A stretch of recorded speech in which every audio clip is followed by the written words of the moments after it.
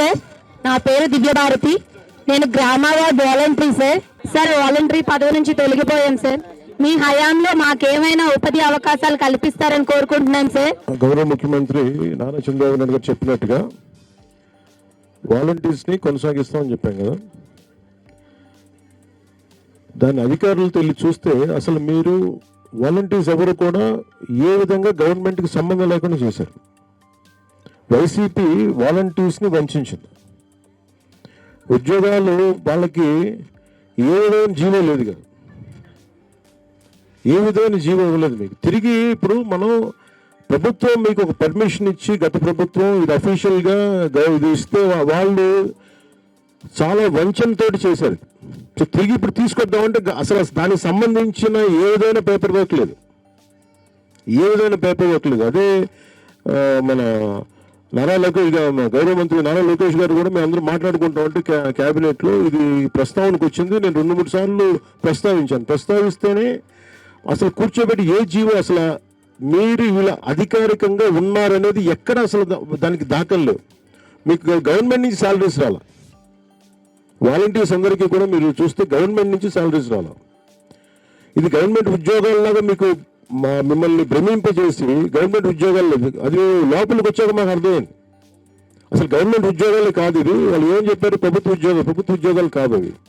So అందుకని దానికి ఏం చేయాలి, ఎలా చేయాలి అనేది ఒకసారి మన అధికారులతో మాట్లాడుతా ఉన్నాం. అసలు గవర్నమెంట్ ఉద్యోగాలు కాని వాటికి ఎట్లా చేయాలి ఏంటి అనేది ఇది ఒకసారి గత ప్రభుత్వం చేసిన తప్పు కానీ వీటన్నిటికీ మించి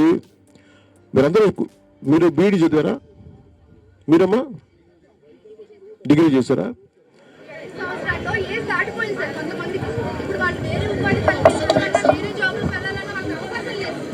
అంటే అసలు మీరు ఆ ఉద్యోగం పేరే చూడండి, వాలంటీర్ అంటేనే ఇష్టంగా రావడం, అంతేగాని దాని వెనక మీరు అప్పుడు ప్రభుత్వం పెట్టినప్పుడు చాలా తెలివిగా పెట్టారు. రేపు పొద్దున మీరు గట్టిగా మా ఉద్యోగం అంటే ఉద్యోగం కాదు, మీరు వాలంటీర్ చేశారు, ఇష్టపూర్వకంగా వచ్చారు, మీరు సేవ చేస్తానని వచ్చారు తప్ప దాని తగ్గట్టుగా అది జీతం అని పెట్టలేదు. దానికి ఏంటంటే ఆందోళనమో గ్రాట్యుటీ అని పెట్టారు. మోసం అంటే మోసం ఎలా చేస్తారంటే వాలంటీర్ అంటే ఇప్పుడు కలెక్టర్ గారు ఉన్నారు, ప్రిన్సిపల్ సెక్రటరీ, ఈవెన్ పేర్లు ఉంటాయి వీటికి.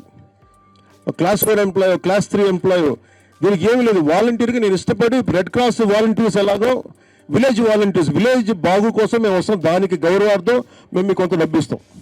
అది కూడా ఎలాగా వాళ్ళ ఇష్టానికి. అది కూడా ప్రభుత్వంలో ఫైనాన్స్ శాఖలో ఎక్కడ కూడా దీనికి హెడ్ ఉండదు, దానికి ఏం కేటాయించలేదు దానికి. సో చాలా తెలివిగా ఉద్యోగాలు ఇచ్చినట్టుగా ఇచ్చి ఒకలాగా మనకి చదువుకున్న యువతని వంచారు. సో ఇప్పుడు తిరిగి మొన్న క్యాబినెట్లో మాట్లాడుతూ ఉంటే ఏ విధంగా మన ప్రిన్సిపల్ సెక్రటరీ గారు చాలామంది ఆర్థిక శాఖ నుంచి అందరూ కూర్చున్నా కానీ ఎటు చూసినా అసలు కనిపించట్లేదు. అది ఏ హెడ్ కింద ఇచ్చారంటే ఎలా ఇచ్చారో ఎవరికి తెలియట్లా. అంటే 25,000 కోట్లు అడ్డగోలుగా ఎలాగా వాళ్ళు సారాద వ్యాపారం దోచేశారో 1,00,000 కోట్ల పైన అన్నారు. బట్ యాజ్ ఆన్ టుడే ఇప్పుడు నాకు 2 నెలల క్రితం అనుకుంటే 25,000 అడ్డగోలుగా దోచేశారని, 25,000 కోట్లు మీరు ఊహించుకోండి.